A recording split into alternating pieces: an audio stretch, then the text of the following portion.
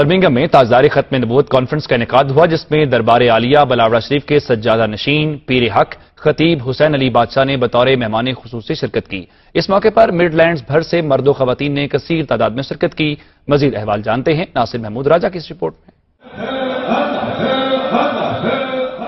Birmingham میں منعقدہ تاجدار ختم نبوت کانفرنس میں پیر خطیب حسین علی بادشاہ ہال میں تشریف لائے تو مریدین نے ان کا پرجوش استقبال کیا۔ اس موقع پر پورا ہال تاجدار ختم نبوت کے نعروں سے گونجتا رہا۔ کانفرنس میں نقابت کے فرائض ممتاز مذہبی شخصیت صاحبزادہ تسلیم صابری نے سر انجام دیے۔ دربار عالیہ بلاوڑہ شریف کے سجادہ نشین پیر حق خطیب حسین علی بادشاہ سرکار ہر سال برطانیہ کے مختلف شہروں کا دورہ کر کے سالانہ تاجدار ختم نبوت کانفرنسز منعقد کروا کر اپنے مریدین کو ایک ہی جگہ جمع کر کے ان کو نبی پاک صلی اللہ علیہ وسلم کی تعلیمات سے آگاہی دیتے ہیں۔ میڈیا سے گفتگو کرتے ہوئے سجادہ نشین پیر خطیب حسین علی بادشاہ کا کہنا تھا کہ دربار عالیہ بلاوڑہ شریف کا پیغام امن و محبت کا ہے۔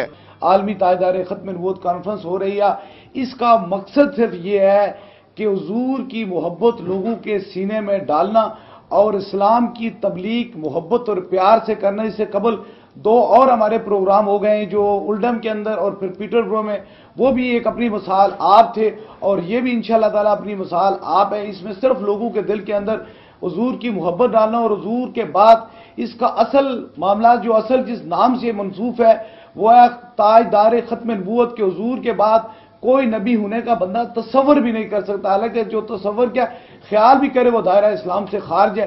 آج خاتم النبیین کا خاص طور پہ یہ محفل ہو رہا ہے۔ اسلام کا جو اصل تصویر ہے، اسلام کا اصل رخ ہے نا، وہ جب حضور کائنات ظاہری دنیا میں تشریف لائے تو اس وقت نہ ان کے پاس گھوڑے تھے، نہ تیر و کمان، نہ تلوار تھا، تو اللہ نے ان کو قرآن میں فرمایا کہ اے نبی کریم صلی اللہ علیہ وسلم، میں نے آپ کو ایک ایسی چیز عطا کی ہے کہ کائنات میں ایسی کسی کے پاس نہیں ہے، وہ خلق عظیم ہے، اعلیٰ اخلاق ہے۔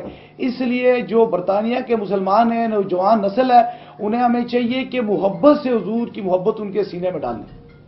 جیسے دربار عالیہ بلاوڑہ شریف کا ایک میسج دے رہا ہوں کہ وہ جو حقیقی میسج یہ ہے کہ میری زندگی کے 2 ہی مقصد ہیں، ایک فی سبیل اللہ مخلوق خدا کی خدمت کرنا اور ایک فی سبیل اللہ حضور کی محبت میں حضور کا میلاد بنانا۔